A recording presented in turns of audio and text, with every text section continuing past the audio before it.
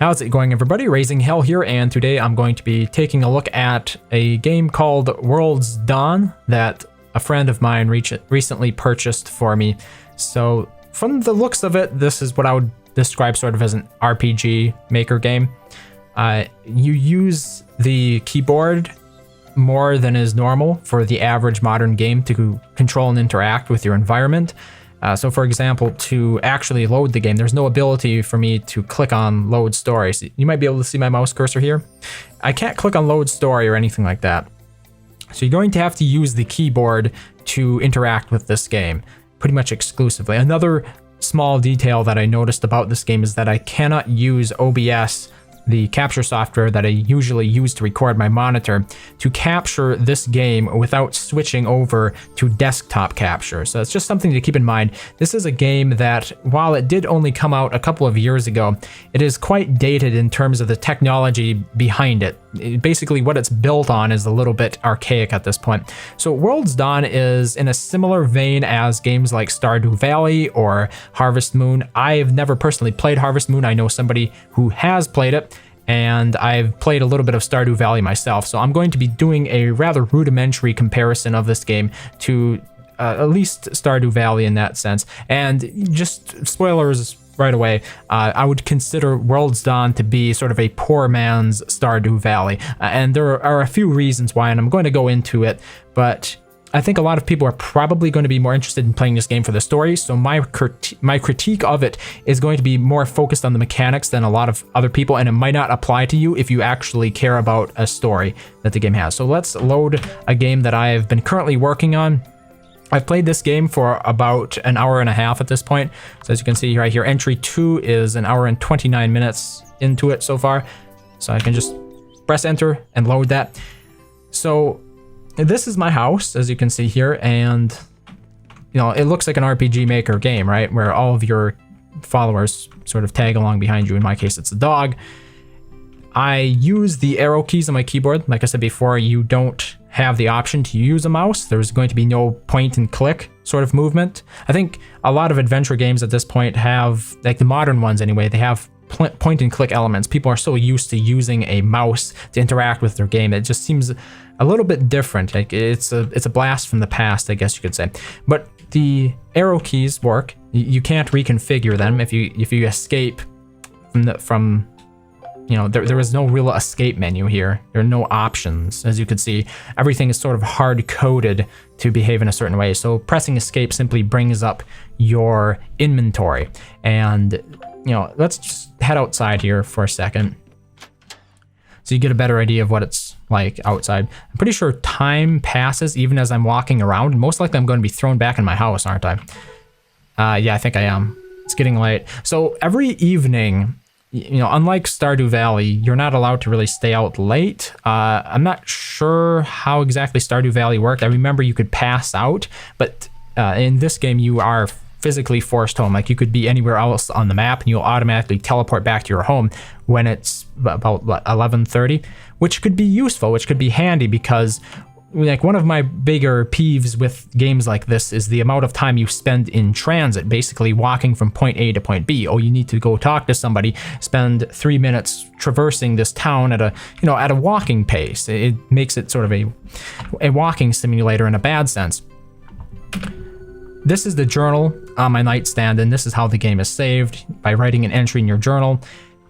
The bed is, you just walk up to it and you can sleep. See, yes. So I'm just going to go ahead and advance it here because there isn't a whole lot you can do at night. And your energy is replenished, as far as I can tell, at the start of every morning. Or not. Apparently not. I'm not exactly sure how the energy works. It's basically the only bar that I currently have. You can see it in the upper left corner. I take it the 6 means this is the 6th day I've been here, and then that little coin below the energy bar is the amount of currency that you have that's local to this town.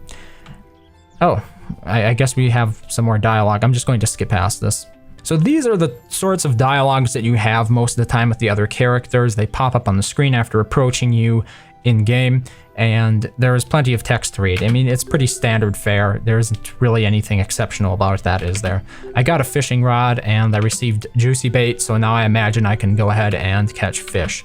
There is fishing in the game. You can farm.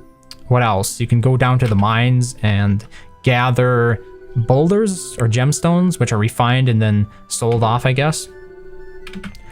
Now, I'm not somebody who personally finds a lot of value in exposition, in conversation, dialogue, all of these narrative-based mechanics. There's something that goes underappreciated by me because I have a difficult time appreciating fiction.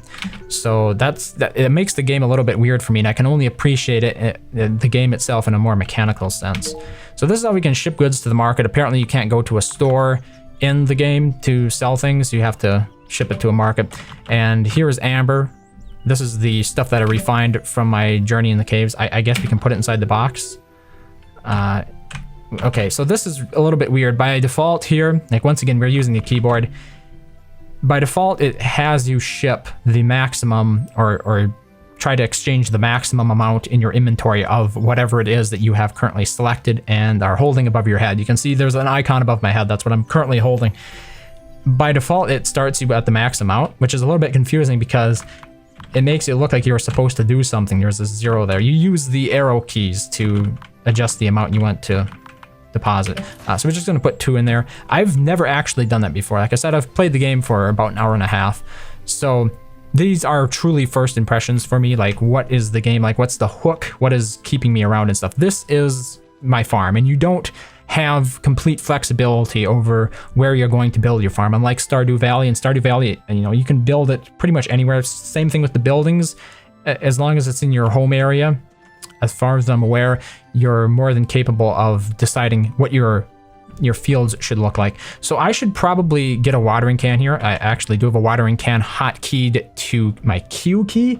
Like, for me, the layout of the keys on the keyboard for this game is it's unique. I really don't know how to explain what they've decided here, but some of these are just really odd. Like Q and W are by default my hotkey. So if I press W, I'll automatically equip a shovel and dig on the tile that I'm standing on.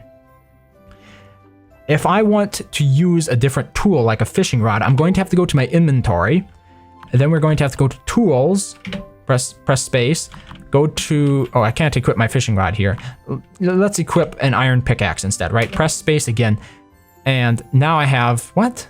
I have my iron pickaxe equipped. I don't even have it in my hotkey though. So you unequip things that you're currently holding by press escape, which of course you're going to need to do to equip anything else, right? Let's try the handheld camera once. So for some things, you have the option to set it to an equipment slot. Thus far, it appears that the camera, the watering can, and my shovel can be equipped to such hotkey slots. The Q and the W hotkey slots being perfect examples of this. So if I go ahead and replace it in the W slot, there. Now I have a camera in that slot instead, which means that when I press W on my keyboard, it will automatically take a picture. And this actually might be, nope. I was gonna say, this actually might be an option here where you could use the mouse cursor to focus on something, but apparently not. The mouse cursor does absolutely nothing.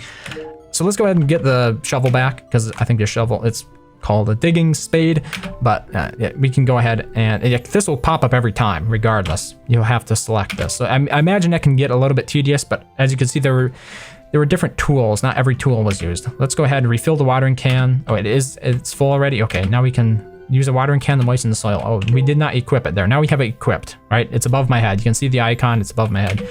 The watering can is empty. All right, okay. Once I have it equipped, now I can go over to the well and fill it up. Excellent. There's really no indicator of whether or not it's full, but I'm just going to assume it's full. I don't think you have to dip it more than once in the well to fill it up. Doing this, watering the garden, tilling the garden, planting seeds, it all expends energy. The EN bar that I talked about earlier, and you can unequip that by pressing escape. So that's kind of like what the farming is so far in this game.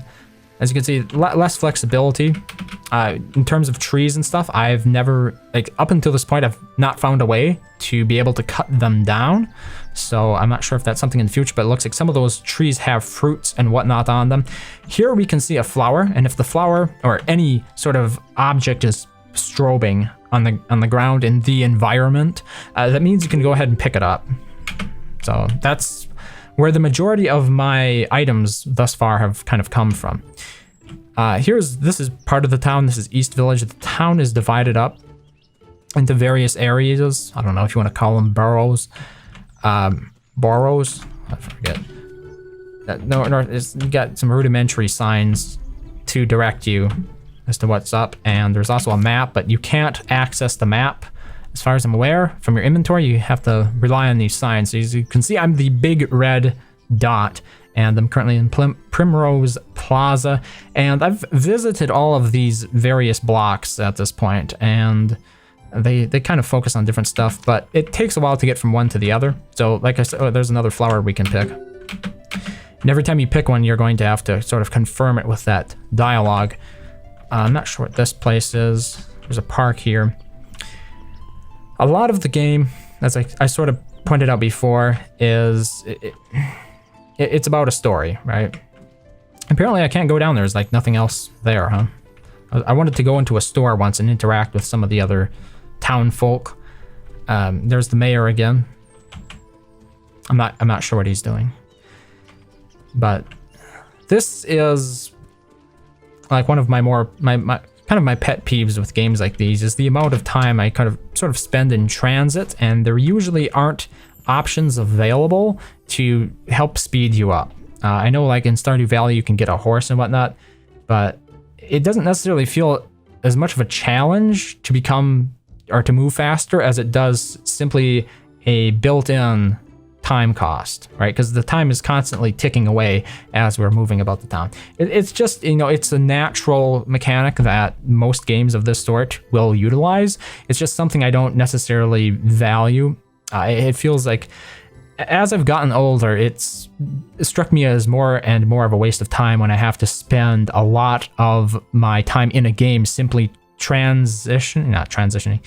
simply traversing from point A to point B with very little to nothing in between.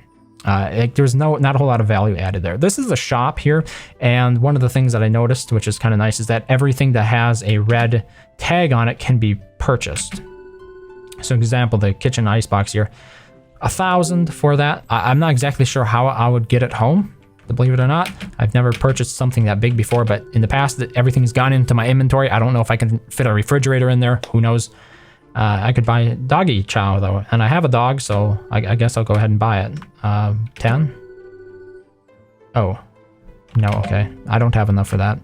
I'm still not really sure on how to get money in this game. You can't sell to the shopkeep, but you can put items in that box outside my house. It's sort of a parcel drop-off box, as far as I'm aware, sort of a livery service. And I've never actually ended a day with something in it. I imagine it works similar to Stardew Valley, but who knows. One of the more interesting and quirky things is that you can enter almost anybody's actual living quarters in this game, but you really can't do anything once you're in there, so I'm not exactly sure of the point of that. When I say they're living quarters, they're house, right? And not just the more public rooms in a house, right? Talking about bedrooms and bathrooms and everything like that. Just a little bit weird, just a little bit strange. And I mean, what can you really say at a certain point? It's World's Dawn. I'm not exactly sure what the name means. I'm not exactly sure what I want to do in this world. So this is a midnight tavern here. And it actually has 2 signs outside of it, 2 billboards advertising its hours. So go figure. I don't know what that's about. That's a thing. I guess this is like another thing for me. I really don't see any sort of real complexity in terms of the relationships you develop with the villagers. Granted, I'm very, very early into the game, but up until this point, everybody has seemed very amicable. There has been no tension whatsoever, and I would personally find it more enjoyable if I could take like sides. If being friends or being more friendly, being more amicable towards one character or something in the game would yield certain benefits, but at the cost of other characters disliking you for being friends with that character. A more dynamic social element like that, I think, could actually keep me interested in games that have relationships, where you maintain relationships with other AI characters in them. I think I kind of need that conflict for it to interest me. In this game, like, everybody is pretty much chill with you, and I really don't see anything about that changing. Everybody's like really cool. Nobody really didn't take a shine to me. So those are my thoughts on World's Dawn up to this point. To me, it feels like a very on rails sort of story. There is limited ability for you to make your own choices or to change the outcome of the game in any way, at least here in the very beginning of it. And I think, first impressions matter, so you should start strong if that's what your game is going to feature in it, is some of these larger moral decisions and stuff. You should feature them right away, right? Give the players an opportunity to actually make quite divisive decisions early on. But if you're somebody who appreciates more on-rails narrative, you might find this compelling. I personally really don't see myself playing much more of it, but decide for yourself. Thank you very much for watching as always, and I hope to see you next time.